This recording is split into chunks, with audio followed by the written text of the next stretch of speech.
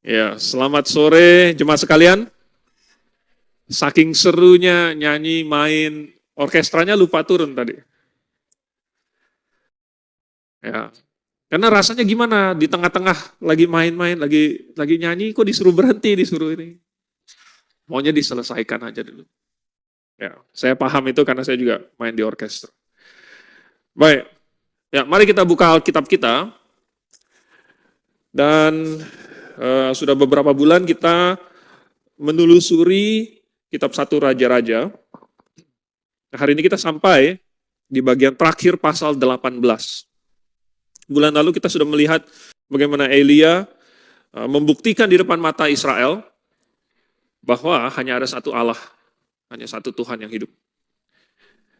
Dan kemudian dia menyembelih 450 nabi-nabi Baal. Sekarang kita akan baca mulai ayat 41 sampai 46. 1 Raja-Raja 18. Ayat 41 sampai 46. Kita baca silih berganti, saya duluan. Ayat 41, jemaat ayat 42. Kita silih berganti satu ayat sampai 46. Oke. Kalau sudah dapat, kita akan mulai. Kemudian berkatalah Elia kepada Ahab, "Pergilah, makanlah dan minumlah, sebab bunyi derau hujan sudah kedengaran."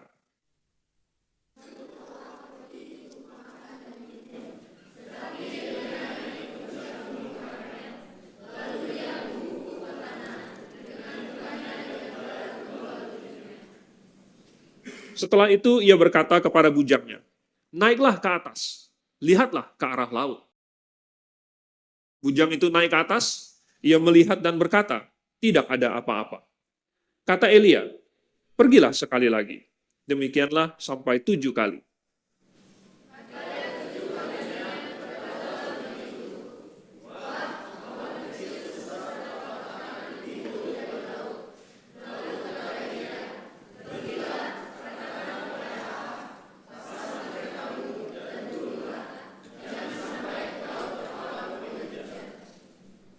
Maka dalam sekejap, mata langit menjadi kelam oleh awan badai. Lalu turunlah hujan yang lebat. Ahab naik kereta, lalu pergi ke Yezreel.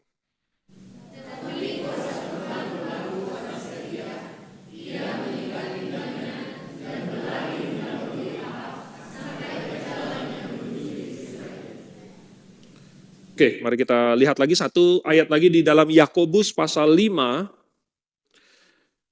Yakobus pasal 5, jadi habis Ibrani, Yakobus, baru kemudian Petrus. Kita mau baca ya, ayat 17, 18. Saya duluan lagi, 17, jemaat 18. Elia adalah manusia biasa, sama seperti kita. Dan ia telah bersungguh-sungguh berdoa supaya hujan jangan turun. Dan hujan pun tidak turun di bumi selama 3 tahun dan 6 bulan.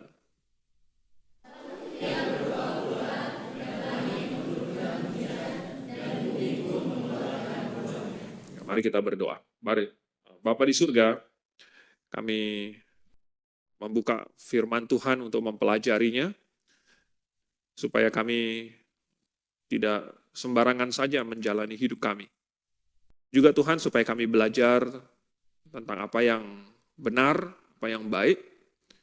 Dengan demikian kami akan melakukannya.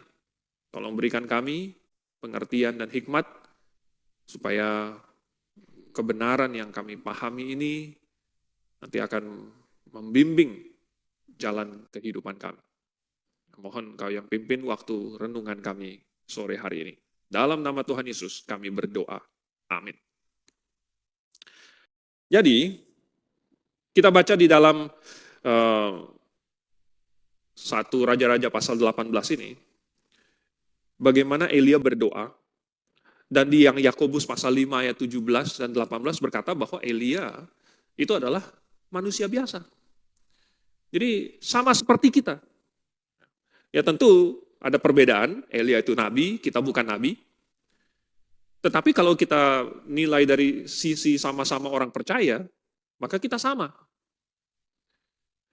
Lalu kemudian kalau dinilai juga dari kita sama-sama adalah anak Tuhan, ya sama. Bahwa kita Tuhan perlengkapi dengan doa yang bisa kita naikkan setiap saat kepadanya, sama. Oleh sebab itu, maka di sini Elia menjadi suatu contoh bagi kita. Bagaimana orang Kristen kita berdoa. Nah, akan ada orang mungkin yang membaca ayat di Yakobus itu, ya, lalu dia berpikir bahwa ini ya, doa orang benar kalau dengan yakin didoakan itu besar kuasanya. Lalu kemudian dia ambil dari situ kata kunci, kalau dengan yakin didoakan, berarti saya harus yakin nih. Nah, ini ada satu gerakan di dalam gerakan karismatik, namanya word of faith. Mungkin ada yang pernah dengar. Word of faith itu percaya bahwa kata-kata kita itu sungguh-sungguh punya kuasa. Oleh sebab itu kalau kita berdoa harus spesifik. Kalau kita cuma minta Tuhan tolong berikan hal yang baik, ya baik ini masih ya mengawang-awang sehingga Tuhan juga nggak tahu mau kasih kamu apa yang baik begitu. Jadi kalau kamu mau minta, misalnya mau minta mobil, harus spesifik, mau minta mobil yang mereknya apa, tahunnya berapa, warnanya apa, dan lain sebagainya. Lalu katanya, kalau kita punya iman, lalu ada yakin nih, yakin. Dan kalau itu diucapkan terus, katanya kata-kata kita itu ada efek.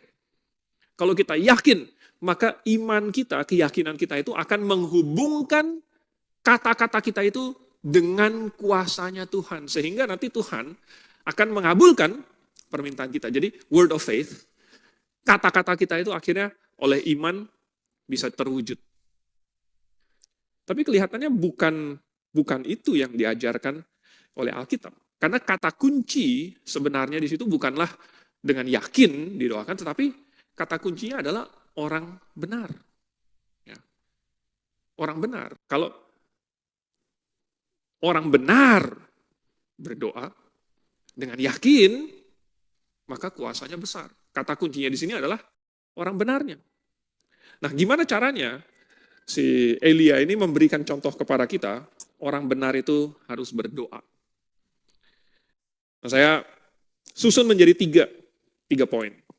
Yang pertama, kita melihat bagaimana Elia berdoa untuk suatu kebutuhan yang sangat penting. Sangat urgent. Elia berdoa untuk hujan. Waktu itu hujan sangat urgent. Karena sudah 3 tahun 6 bulan tidak turun hujan. Anda tahu apa yang terjadi kepada suatu negeri apabila tidak turun hujan? Itu ada di Sahara, di Gobi, ya, Taklamayan, itu semua adalah padang-padang gurun, padang pasir. Dan misalnya di Sahara, di beberapa tempat, bahkan setahun belum tentu hujan 1 kali. Ya, di Gobi. Belum tentu hujan 1 kali.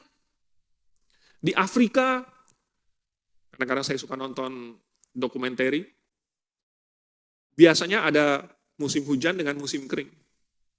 Kalau lagi musim kering itu, berbulan-bulan tidak tampak awan.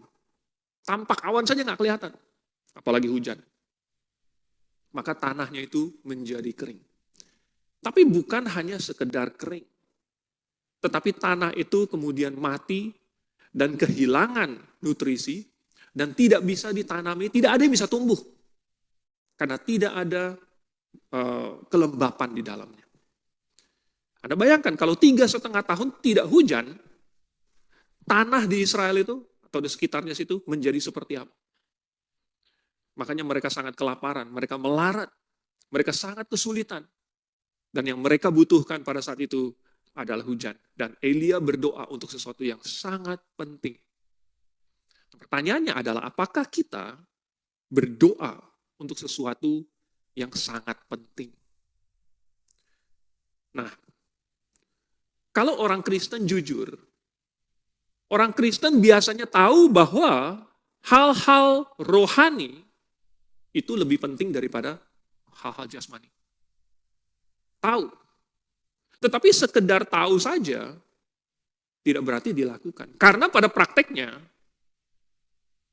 kalau kita jujur, biasanya orang Kristen tetap lebih memprioritaskan hal-hal jasmania dibandingkan hal-hal rohani. Itulah sebabnya, maka sebagian besar, terutama di Indonesia, orang Kristen menganggap bahwa datang ke gereja 1 minggu 1 kali sudah cukup. Ini realitanya. Mereka menganggap ya sudah datang ke gereja 1 kali 1 minggu, pada hari Minggu saja. Sangat sedikit. Tadi pagi, tempat ini penuh. Tetapi sedikit yang kembali untuk kebaktian kedua kali. Karena kebanyakan orang menganggap bahwa 1 kali sudah cukup. Padahal di dalam 1 minggu ada 7 hari. Kalau kita bagi saja waktunya berapa kali, sudah bisa langsung kelihatan mana yang menjadi prioritas. Apakah hal-hal yang jasmania atau hal-hal yang rohania. Nah, ini cuma kita mengambil satu aspek yang sederhana saja, datang ke gereja. Belum lagi mengenai hal-hal yang lain. Ya. Nah, Tuhan Yesus memberikan contoh. Kan Tuhan Yesus adalah teladan kita. Ketika dia di bumi ini, dia mengalami hal-hal yang sama dengan yang kita alami. Dia dicobai juga. Dia memiliki kebutuhan-kebutuhan yang sama. Dia juga punya keluarga, sama seperti kita punya family. Tuhan Yesus, ya, mungkin jauh lebih miskin daripada kita. Tetapi kebutuhan-kebutuhan Tuhan Yesus sama, dan dia tetap memprioritaskan hal-hal yang bersifat rohani. Di dalam khotbahnya, Tuhan Yesus berkata di dalam Matius pasal 6, ayat 33 misalnya. Carilah dahulu kerajaan Allah dan kebenarannya. Itu yang diprioritaskan. Baru kemudian sesudah memprioritaskan hal-hal yang bersifat rohani, yang belum tentu segera kelihatan. Yang belum tentu ada hasil jasmaniahnya, ada hasil menghasilkan duitnya, belum tentu. Tetapi carilah dahulu hal-hal yang bersifat rohani, carilah dahulu kebenaran, carilah dahulu Tuhan yang tidak segera kelihatan. Itu prioritas. Baru sesudah itu Tuhan yang akan memberikan atau mensuplai hal-hal yang menurut Tuhan kita perlu. Tuhan Yesus pernah di dalam Yohanes pasal 4 ketemu dengan seorang perempuan Samaria. Pada waktu itu Tuhan dan murid-murid sedang berjalan melalui daerah itu. Lalu kemudian sampai di daerah orang Samaria, mereka lapar.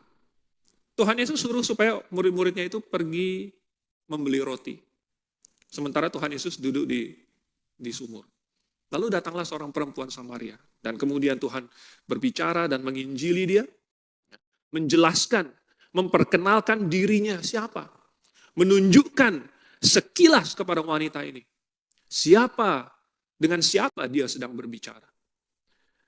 Dan Tuhan Yesus membukakan mata dia. Tuhan Yesus suruh, pergi, panggil suamimu. Enggak punya suami. Betul katamu, sebab kamu sudah punya 5 dan yang padamu sekarang itu bukan suamimu. Sehingga perempuan ini menjadi yakinkan. Perempuan itu pergi untuk memanggil orang-orang kotanya. Nah sambil wanita Samaria ini pergi, datanglah murid-murid Tuhan Yesus. Lalu bawa makanan dan menawarkan kepada Tuhan Yesus. Tuhan Yesus bilang apa? Ada padaku makanan yang tidak kamu kenal. Mereka bingung, apakah Tuhan Yesus tadi dikasih makan sama orang lain begitu? Setahu kita tadi kita tinggalkan Tuhan Yesus sendirian, udah tengah hari gitu nggak ada yang datang lagi ke sumur. Tapi Tuhan Yesus bilang apa? Makananku ialah melakukan kehendak Bapakku yang di surga. Jelas Tuhan Yesus sedang memikirkan hal-hal yang bersifat rohani. Dan bagi Tuhan, itu lebih penting daripada hal-hal jasmani. Bahkan lebih penting daripada makanan jasmani. Mungkin kita berpikir apalagi yang lebih penting daripada makanan jasmani. Tetapi bagi Tuhan Yesus, makanan rohani, makananku ialah melakukan kehendak Bapakku di sorga. Itu lebih penting. Itu lebih mengenyangkan mengenyangkan jiwa. Itu lebih memberikan semangat, lebih memberikan energi daripada makanan jasmani. Pernah ada kakak adik Maria dan Marta. Mereka menjamu Tuhan di rumah mereka. Lalu kemudian sambil menunggu Tuhan Yesus mengajar, Marta sibuk di dapur, tetapi Maria duduk di kaki Tuhan Yesus dan mendengarkan. Dan apa komentar Tuhan Yesus? Tuhan Yesus bilang, yang perlu itu, yang paling penting itu sudah dipilih oleh Maria. Loh, bukan Marta, bukankah yang sibuk di dapur yang memilih bagian yang paling penting? Ternyata bukan. Ternyata duduk mendengarkan apa yang Tuhan Yesus ajarkan, memiliki pemahaman itu masih lebih penting daripada makan. Jadi Tuhan Yesus benar-benar mempraktekkan apa yang dia ajarkan, yang dia khotbahkan. Tetapi orang Kristen tidak mengikuti apa yang Tuhan Yesus berikan itu. Ya. Sehingga seringkali orang Kristen memperlakukan kehilangan hal-hal jasmaniah lebih menyakitkan daripada kekurangan atau kehilangan hal-hal rohaniah. Dan Tuhan Yesus menegur ini. Tuhan Yesus bilang, apakah gunanya seseorang memperoleh seluruh dunia, tapi kehilangan nyawanya? Tetapi orang Kristen, sama seperti orang dunia, kalau kita kehilangan sesuatu, hati kita merasa, aduh, rasanya panas, rasanya kesal. Tapi bagaimana dengan kalau kita kehilangan hal-hal rohani, kehilangan kesempatan mendengarkan firman Tuhan, kehilangan kesempatan untuk melayani, hal-hal yang sifatnya rohaniah. Apakah kita menghargainya lebih daripada kita menghargai hal-hal yang jasmaniah? Biasanya, hal yang paling kita utamakan, itulah yang terngiang-ngiang terus di dalam pikiran kita. Dan kemungkinan besar itu yang didoakan. Makanya ketika Tuhan menampakkan diri kepada Salomo dalam suatu mimpi, lalu kemudian Tuhan tawarkan, mintalah apapun yang kamu mau. Tetapi Salomo waktu itu bukan meminta harta, bukan meminta umur panjang, bukan meminta kemenangan. Salomo meminta suatu hal yang selama ini dia pikir-pikirkan terus. Yaitu adalah hikmat. Dan itu berkenan di mata Tuhan. Jadi Salomo memilih dengan tepat. Karena dia bisa melihat bahwa hal yang rohani ini lebih penting. Nah, kalau kita kembali ke cerita kita, yang Elia doakan ini adalah hal yang penting. Tapi apakah kita mendoakan hal yang penting juga? Kalau kita mendoakan hal-hal jasmania itu sudah biasa. Tapi apakah kita mendoakan hal-hal rohani juga? Apakah bagi kita hal-hal rohani lebih penting? Apakah kita memikirkan, kita merindukan keselamatan orang-orang yang dekat dengan kita? Mungkin keluarga, mungkin orang tua, mungkin saudara, atau mungkin anak. Mungkin suatu pelayanan, mungkin jemaat. Hal-hal yang bersifat rohani ini, kalau tidak kita doakan, bagaimana bisa kita katakan bahwa itu penting buat kita? Jadi Elia di sini membuktikan bahwa ini penting, makanya dia doakan. Tapi mungkin ada yang bilang bahwa ini kan kalau hujan kan masalah jasmaniah, ya kan? Ini kan yang didoakan Elia ini berarti jasmaniah nih. Tapi sebenarnya kalau kita lihat di atasnya, sebelum Elia berdoa untuk hujan, dia sudah berdoa untuk yang rohani dulu. Sebelumnya, Elia meminta kepada Tuhan supaya Tuhan menunjukkan siapa Allah yang sesungguhnya, Allah yang sejati. Sebelumnya, Elia sudah meminta kepada Tuhan supaya orang Israel mengetahui siapa Tuhan. Jadi di dalam benaknya Elia, sebenarnya kebutuhan utama orang Israel bahkan bukan hujan. Elia bukan minta hujan dulu. Elia minta supaya lewat Elia, supaya mereka mengenal bahwa Elia ini, aku ini adalah hambamu yang diutus oleh Tuhan. Oleh sebab itu meminta supaya Tuhan memberikan tanda untuk kebutuhan rohani mereka. Jadi Elia sudah mendoakan kebutuhan rohani dulu, baru kemudian mendoakan kebutuhan jasmani. Cuman karena khotbahnya terpecah, jadi kayaknya tadi kita nggak baca, dia sudah berdoa untuk hal yang rohani dulu. Sebenarnya Elia sudah mendoakan hal rohani lebih dulu. Dan itu yang menjadi prioritas. Oke, jadi jikalau kita berdoa, orang yang benar berdoa, maka orang yang benar akan mendoakan hal yang penting. Mendoakan hal yang benar. Mendoakan hal yang tepat. Oke, walaupun memang kebutuhan jasmani juga penting, tetapi Tuhan mau kita untuk menyadari hal-hal yang rohani juga. Nah, hal yang kedua sekarang. Hal yang kedua bisa kita lihat di sini adalah bagaimana Elia mengantisipasi jawaban Tuhan atas doanya. Ketika Elia berdoa, kita baca di ayat 42 ini. Ya, Elia naik ke puncak gunung Karmel, lalu ia membungkuk ke tanah dengan mukanya di antara kedua lututnya. Jadi dia berlutut sampai ke tanah, lalu kepalanya itu sampai serendah-rendahnya. Serendah-rendahnya sampai, bahkan katanya itu kepalanya sampai di antara kedua lututnya. Kira-kira begitu. Ya. Berarti kayak keong begitu ya. Saya juga nggak tahu gimana caranya bisa begitu. Saya belum tentu bisa sampai kepala masuk ke antara lutut. Berarti dia sangat fleksibel. Tetapi dia berdoa kepada Tuhan.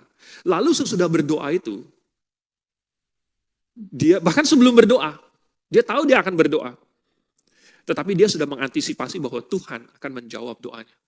Jadi sebelum dia pergi ke puncak gunung Karmel berdoa itu, dia sudah bilang sama Ahab. Dia bilang sama Ahab ayat 41, pergilah, makanlah dan minumlah. Padahal baru beberapa ayat sebelumnya, di pasal 18, Ahab menyuruh Obaja, ayo kita cari Elia. Kita pencar, ya. Kamu ke situ, saya ke sini. Lalu kemudian siapa yang ketemu Ahab duluan, ketemu Elia duluan, itu kasih tahu. Jadi barusan mereka itu berusaha untuk mencari di mana Elia dan mencari air. Katanya supaya ternak nggak harus mati, kuda-kudanya nggak harus mati. Jadi mereka sebenarnya sangat kesulitan, sangat kekurangan air dan makanan. Tetapi di sini Elia suruh supaya pergilah, makanlah dan minumlah. Karena hujan sebentar lagi akan datang. Walaupun ini baru iman, belum terjadi, tetapi Elia sudah mengantisipasi bahwa Tuhan akan menjawab doanya. Nah, ini menurut saya luar biasa. Nah, maksudnya bukan Elia bisa melihat masa depan. Maksudnya juga bukan Elia itu bakal paksa Tuhan ya, dengan doanya, pokoknya doanya itu harus dikabulkan oleh Tuhan. Bukan seperti itu. Tetapi keyakinan Elia timbul dari kesehatian dia dengan Tuhan. Jadi dia sudah tahu bahwa Tuhan mau melaksanakan sesuatu. Itulah sebabnya dia bisa dengan penuh keyakinan. Di awal pasal 18, dia bilang sama Obaja, panggil Ahab, kasih tahu bahwa Elia ada di sini. Apa dia tidak tahu bahwa Ahab mau membunuh dia? Oh tahu, tetapi dia yakin bahwa Tuhan mau, inilah saatnya, Tuhan mau menunjukkan dirinya. Ya, bahwa Tuhan mau membuktikan lewat satu tanda yang luar biasa, siapa Tuhan yang sesungguhnya. Elia tahu. Jadi Elia sudah bisa mengantisipasi Tuhan mau melakukan apa, dan keyakinan itu memberikan dia keberanian. Maka di dalam doanya juga, karena dia sehati dengan Tuhan, dia tahu apa yang Tuhan inginkan, apa yang Tuhan akan lakukan. Maka dia bisa dengan yakin berdoa. Nah, ini sepanjang zaman dilakukan oleh orang-orang beriman. Abraham waktu berdoa untuk Lot dan Sodom, dia bukan ngetes. Dia bukan sama sekali tidak tahu. Dia bukan ya memohonkan sesuatu yang jauh begitu. Tidak. Abraham tahu sifat Tuhan. Abraham tahu keinginan Tuhan. Abraham paham hatinya Tuhan, ingin menyelamatkan Lot dan sebagainya. Makanya Tuhan sampai kirim 2 orang malaikat. Itu semua Abraham perhatikan, sehingga Abraham bisa meraba rasakan bahwa sebenarnya Tuhan mau menyelamatkan Lot. Makanya kirim 2 malaikat. Kalau nggak mau menyelamatkan Lot sama sekali, udah langsung nggak usah pakai peringatan malaikat. Langsung saja itu udah dibom. Tapi tidak. Jadi karena Abraham sehati dengan Tuhan, dia bisa meraba rasakan hati Tuhan seperti apa. Jadi dia berdoa, meminta Tuhan kalau misalnya ada 50 orang benar, kalau 45, kalau 40, 30, 20, 10. Permohonan Abraham itu bukan karena dia nggak paham hati Tuhan. Saya nggak tahu nih angka yang Tuhan bakalan ya kira-kira berapa angkanya gitu. Tetapi justru lebih karena sehati, maka Abraham mendoakannya. Daniel juga nggak tahu ya, bagaimana caranya, waktu persisnya kapan, bahwa mereka akan kembali dari pembuangan, kembali ke Yehuda. Itu tidak tahu, dia hanya tahu bahwa Tuhan bernubuat lewat Yesaya bahwa pembuangan di Babel itu akan selama 70 tahun. Lalu dia hitung-hitung sudah hampir 70 tahun. Jadi dia berdoa.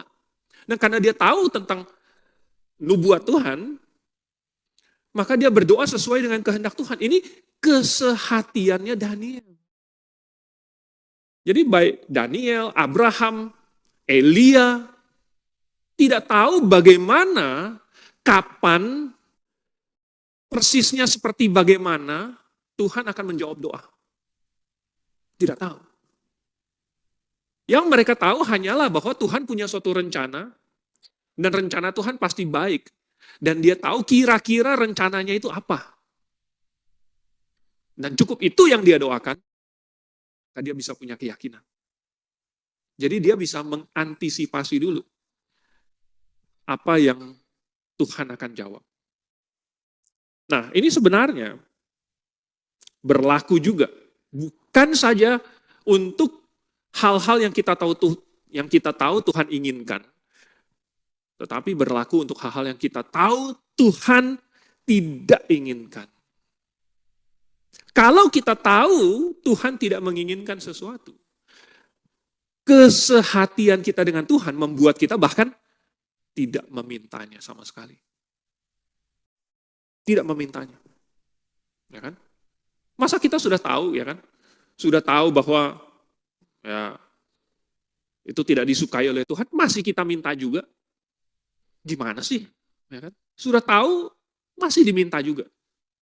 Itu ibaratnya seorang anak kecil minta sama bapaknya, boleh nggak saya yang nyetir mobilnya gitu, nanti kalau pulang dari sini atau pergi kemana gitu. Pak, nanti saya yang nyetir mobilnya. Kira-kira bakal dikasih nggak sama bapaknya? Ya sudah tahu, pasti jawabannya tidak, ngapain ditanyakan lagi. Bileam pernah menanyakan hal yang sama. Kalau kalian ingat ceritanya Bileam itu. Ya. Bileam mau diupah untuk mengutuki bangsa Israel oleh Balak, Raja Moab. Bileam yang tahu sebenarnya ya, hati Tuhan, ya tahulah begitu gitu, siapa orang Israel keluar dari Mesir, sejarahnya Israel seperti apa, bagaimana Israel keluar dari Mesir, itu kan semua bukan rahasia. Bileam tahu apa yang Tuhan sudah perbuat bagi Israel. Nah sekarang Bileam disuruh untuk mengutuki Israel, tapi dia tetap pura-pura tanya sama Tuhan. Tuhan, ya mungkin jawaban Tuhan itu ya jelas bagi orang yang sehati dengan Tuhan, tetapi Tuhan sengaja ya agak ambigu sedikit untuk menguji Bileam. Gitu. Menguji Bileam. Nah ini kadang-kadang kalau di dalam dunia manusia, bukan Tuhan, tapi di antara manusia, juga ada yang suka menguji pasangannya. Suka menguji. Misalnya dibuat meme gitu. Kalau misalnya ditanya jawabannya, ya udah pergi aja. Boleh nggak saya pergi main gitu? Ya udah pergi aja. Kira-kira maksudnya itu boleh atau nggak boleh pergi? Ini pertanyaan trik. Ya, ada jebakan di situ. Jebakan Batman. Karena sebenarnya maksudnya adalah nggak boleh. Tetapi jawabannya ya udah pergi aja. Sama kayak Tuhan jawab kepada Bileam. Tetapi maksud Tuhan ini sebenarnya nyata bagi orang yang sehati selaras dengan Tuhan.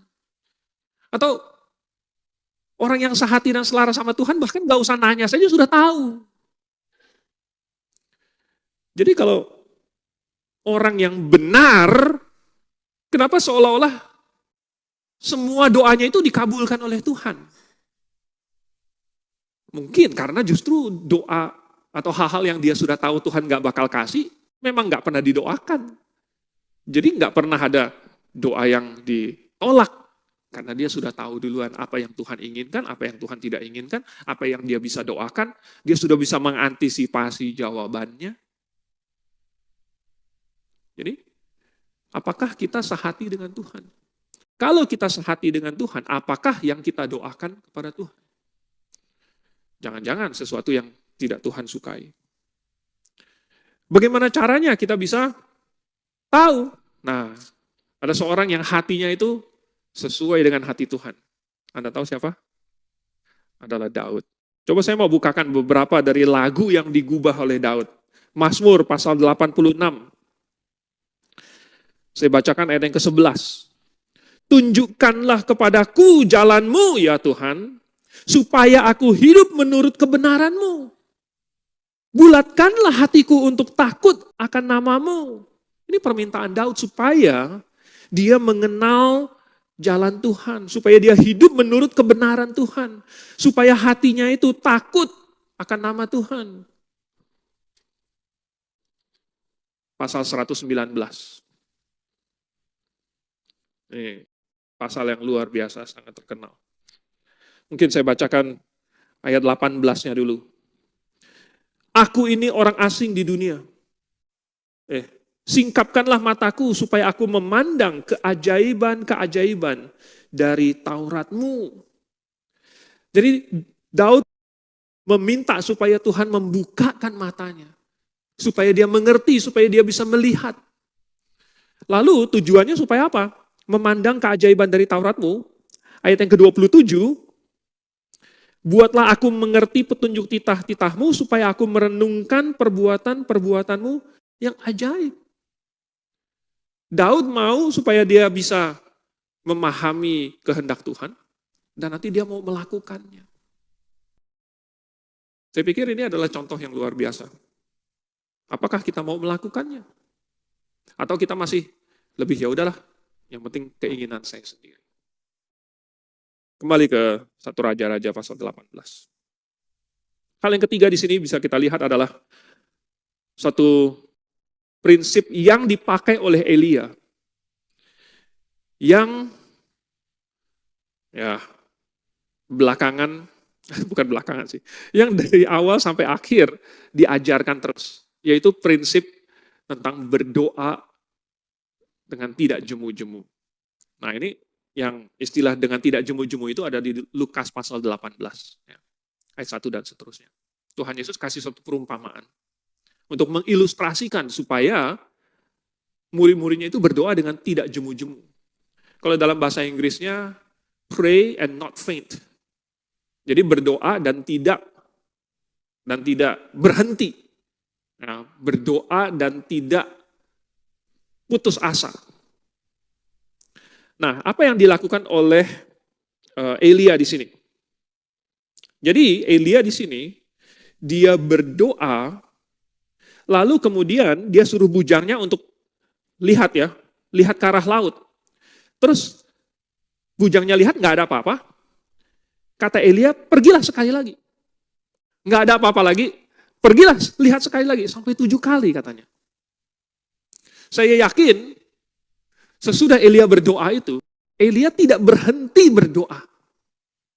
Sambil dia suruh bujangnya pergi lihat itu, Elia pasti berdoa lagi, berdoa terus gitu. Nggak ada apa-apa. Elia tidak putus asa. Lalu kemudian dia suruh, pergi lihat sekali lagi. Lalu mungkin Elia berdoa lagi. Jadi Elia sedang memberikan kita contoh, ini loh namanya berdoa dengan tidak jemu-jemu. Tapi ini adalah satu prinsip yang mungkin sangat banyak disalah tafsirkan. Gimana disalah tafsirkannya? Jadi ada yang menafsirkan bahwa ini artinya kita harus mengulang-ulang doa kita. Katanya berdoa dengan tidak jemu-jemu. Berarti kita ulang terus, ulang terus. Makanya ada doa-doa khusus yang sudah dibakukan, sudah diformulakan. Dan kalau itu diulang-ulang terus, seolah-olah itu memiliki kuasa. Ya, katanya kalau diulang-ulang terus bisa memberikan kedamaian, bisa memberikan rahmat. Contohnya di dalam gereja Roma Katolik, mengajarkan doa-doa khusus. Ya, doanya Tuhan Yesus lah, doa Bapa kami lah. Dan itu diulang. Tapi diulangnya dalam suatu formula yang baku. Ya, ada Salam Maria, ada Rosario, ada doa kepada santo ini dan santa itu. Tetapi ini adalah menjadikan doa suatu mantra. Karena kata-kata yang sama diulang dan diulang dengan harapan bahwa kata-kata itu atau doa itu akan menghasilkan suatu efek. Anda pernah nonton Harry Potter? Nah, di dalam Harry Potter itu ada kata-kata magic. Ya, kata-kata magic yang kalau diucapkan itu ada kuasanya. Dan biasanya di channel lewat ininya, lewat apa? Tongkat itu apa? Wand-nya itu bahasa Indonesianya, tongkat sihirnya lah pokoknya. Sampai dijual di mana-mana gitu orang. Begini, wah, kemudian mengucapkan sesuatu. Nah, kata-katanya itu nanti akan menghasilkan suatu efek. Itu namanya mantra. Apakah doa di dalam kekristenan seperti itu? Apakah itu yang diajarkan di dalam Alkitab? Apakah doa Bapa kami bisa jadi mantra? Kan jelas tidak. Tidak ada kuasa di dalam kata-kata itu. Kalau memang ada kuasa di dalam kata-kata, maka tidak boleh diterjemahkan. Sebagaimana Tuhan Yesus mengajarkannya dalam bahasa Yunani, maka kita juga harus sekarang mendoakan doa Bapa kami dalam bahasa Yunani sebagaimana tertulis di dalam Alkitab. Nggak boleh pakai bahasa Indonesia, hilang dong kuasanya. Tetapi ternyata tidak begitu. Ada juga yang berdoa berulang-ulang, mungkin dengan harapan, pokoknya saya akan berdoa terus sampai Tuhan kabulkan. Karena Tuhan bosan dengerin doa saya, atau ya mungkin Tuhan cuma jual mahal aja, Tuhan mau saya berdoa terus pokoknya sampai Tuhan mengabulkan doa. Saya yakin bukan seperti itu konsepnya. Ya. Di dalam Matius pasal 6, ayat yang ke-7, Tuhan Yesus di dalam khotbahnya di bukit itu berkata, dan jikalau kamu berdoa, janganlah kamu bertele-tele seperti kebiasaan orang yang tidak mengenal Tuhan. Yang menyangka bahwa karena banyaknya kata-kata, doanya akan dikabulkan. Jadi Tuhan Yesus mengidentifikasi cara berdoa seperti itu adalah cara berdoa orang yang tidak mengenal Tuhan. Karena berdoa bukan untuk diulang-ulang, seperti anak yang lagi mengganggu orang tuanya, lagi dalam perjalanan jauh, lalu di mobil tanya orang tuanya, udah nyampe belum sih? Orang tuanya jawab, belum. Langsung ditanya lagi, udah nyampe belum? Udah nyampe belum? Udah nyampe belum? Udah nyampe belum?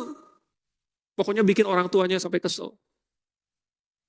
Saya yakin berdoa kita kepada Tuhan bukan seperti itu. Jadi maksudnya apa? Prinsip dari yang Tuhan ajarkan berdoa dengan tidak jemu-jemu adalah supaya kita berdoa tanpa putus asa. Berdoa tanpa kecewa, tanpa cemas, tanpa kesal, ya, walaupun tidak segera dijawab oleh Tuhan.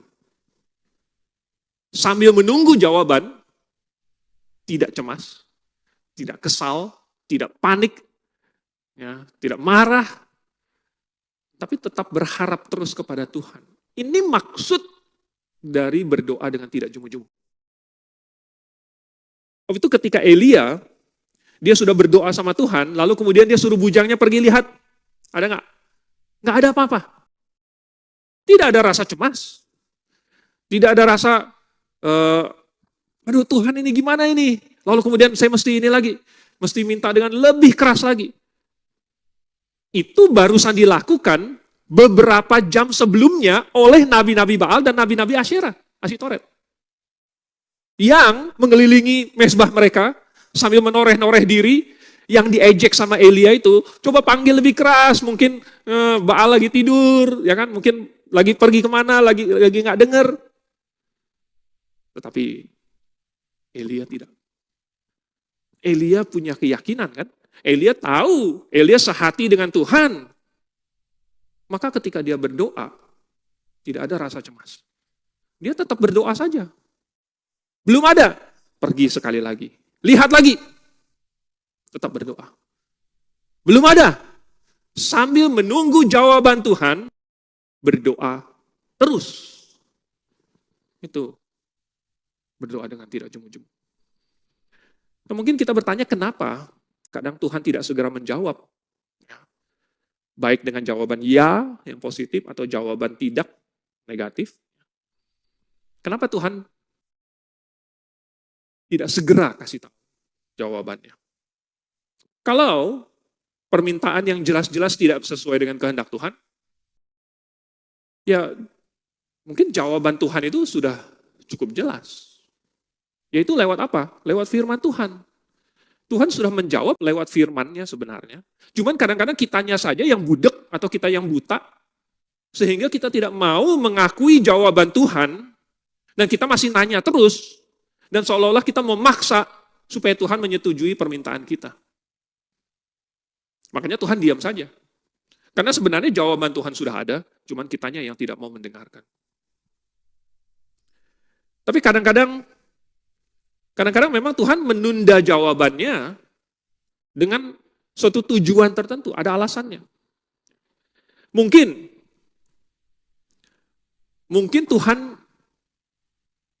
melihat permintaan kita ini, walaupun tidak secara langsung bertentangan, tetapi Tuhan bisa melihat permintaan kita ini kurang baik, mungkin.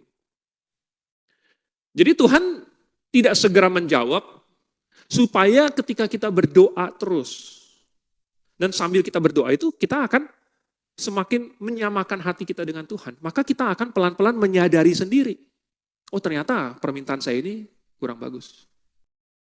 Atau Tuhan akan memimpin dengan satu cara sehingga kita jadi paham, oh ternyata apa yang saya doakan itu, ternyata tidak bagus. Atau Tuhan akan pimpin sehingga kita bisa belajar, jadi paham, oh kita ada ketemu satu ayat di dalam Alkitab, kita jadi menyadari. Jadi kadang-kadang Tuhan menunda jawaban dia, supaya kita belajar.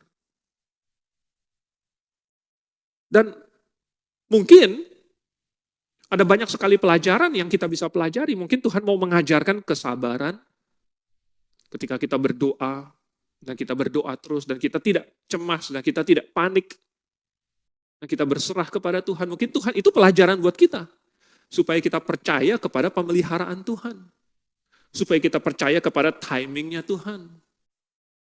Mungkin ada banyak sekali pelajaran-pelajaran yang Tuhan ajarkan lewat kita berdoa dengan tidak jemu-jemu. Berdoa terus. Nah, Spurgeon pernah membuat suatu ilustrasi bahwa berdoa itu bagaikan kita bernafas. Jadi katanya kalau kita berdoa itu, jangan pikir bahwa cukup kita berdoa 1 kali saja sehari. Pagi-pagi kita berdoa, lalu kemudian udah besok paginya lagi baru berdoa gitu. Itu kayak kamu bernafas, lalu kemudian kamu tahan napas gitu, kemudian kamu nggak doa-doa lagi, nggak nafas-nafas lagi. Nggak bisa begitu, kata Spurgeon. Makanya Tuhan Yesus bilang apa? Berdoalah senantiasa. Karena doa yang Tuhan inginkan itu bukanlah tunggu emergensi. Ya. Tunggu emergensi baru kemudian kita doa. Tetapi doa itu bagaikan suatu komunikasi yang konstan. Di mana kita berbicara terus dengan Tuhan dan ada hubungan. Bayangkan kalau misalnya kita ada hubungan terus dengan Tuhan, kalau kita ngomong terus dengan Tuhan. Maka dalam keputusan-keputusan apapun kita akan memikirkan Tuhan karena kita lagi ngomong sama Tuhan. Misalnya kita lagi ngobrol sama Tuhan. Ada datang satu urusan. Mungkin kita bilang, Tuhan sebentar ya. Saya mau ngurus ini dulu. Tetapi ini masih ada Tuhan ya, kita sambil mengurus masalah kita masih ingat kita sama-sama dengan Tuhan. Tuhan ada sama-sama dengan kita. Bayangkan betapa kehadiran Tuhan atau komunikasi yang konstan dengan Tuhan itu akan membuat kehidupan kita sehari-hari selalu melibatkan Tuhan. Jadi bisa kita bayangkan begini. Kan doa adalah komunikasi. Bayangkan kalau Anda pilot pesawat. Lalu kemudian Anda komunikasi dengan menara pengawasnya. Tidak ada pilot yang hanya komunikasi pada saat mau take off doang. Ya. Mau take off ya, udah kasih clear gitu. Oke, take off gitu. Lalu kemudian habis itu diam, nggak ngomong lagi sama menara pengawas. Nggak ada yang seperti itu. Nanti mau landing gimana? Mau landing nggak apa-apa, saya pokoknya ini sendiri ya. Mana lihat lampunya, mana lihat ini marka-marka itu runway-nya. Lalu kemudian dia landing sendiri, lalu dia navigasi sendiri, lalu dia mengatur itu approach-nya dengan pesawat-pesawat lain, dia atur sendiri. Nggak mungkin seperti itu. Seorang pilot pesawat itu harus terus berkomunikasi dengan menara pengawas. Nah, menara pengawas kita itu Tuhan. Jadi, Tuhan suruh supaya kita berdoa dengan tidak jemu-jemu, dan di sini dipraktekkan oleh Elia, adalah supaya kita itu punya hubungan yang konstan dengan Tuhan. Dan kita belajar untuk menunggu waktunya Tuhan, bukan kita menuntut Tuhan harus menjawab doa sesuai dengan waktunya kita, kapan kita mendoakannya, kapan kita membutuhkannya. Tetapi kita komunikasi terus dengan Tuhan. Maka Tuhan yang akan atur. Menara pengawasnya yang akan kasih tahu. Urutannya menurut menara pengawas yang baik. Dan tentu menara pengawas tahu situasi yang sedang terjadi. Bagaimana cuaca di depan, radarnya sudah menangkap mana pesawat-pesawat lain. Menara pengawasnya bisa berkomunikasi dengan pesawat-pesawat lain. Kalau ada kebutuhan khusus, menara pengawasnya yang bisa berkoordinir dengan ground crew untuk menyiapkan apa, segala macam. Itu kan semua dari menara pengawasnya. Yang Elia lakukan di sini hanyalah bagian yang dia sendiri bisa lakukan. Yaitu berdoa sesuai dengan hatinya Tuhan, sesuai dengan kehendaknya Tuhan. Kalau dia sudah sesuai, maka dia tidak perlu cemas. Dan dia tidak perlu putus asa. Sekalipun jawaban Tuhan belum segera dia lihat. Cek lagi, cek lagi, cek lagi. Bahkan sampai 7 kali. Nah, jika kita terlalu cepat menyerah, karena Tuhan suruh kita tunggu, saya yakin kita akan kehilangan banyak pelajaran yang Tuhan ingin berikan kepada kita. Jadi, pertanyaannya, maukah kita belajar tentang Tuhan lewat doa kita? Mari kita tundukkan kepala, kita berdoa. Ya Bapa di surga, kami mengucap syukur untuk contoh yang diberikan Elia sehingga kami bisa melihat bagaimana orang yang sungguh-sungguh berdoa, sekalipun manusia biasa sama seperti kami. Tetapi karena dia berdoa dengan sungguh-sungguh, maka kami bisa melihat bahwa kuasa doa itu sungguh besar. Maka Tuhan, kami juga ingin benar, yaitu sesuai dengan kehendak-Mu. Karena dengan demikianlah maka kami berada di dalam kehendak-Mu, di dalam jalur yang benar. Dan itulah yang kami rindukan. Ajarlah kami Tuhan. Kami mengucap syukur dalam nama Tuhan Yesus. Amin.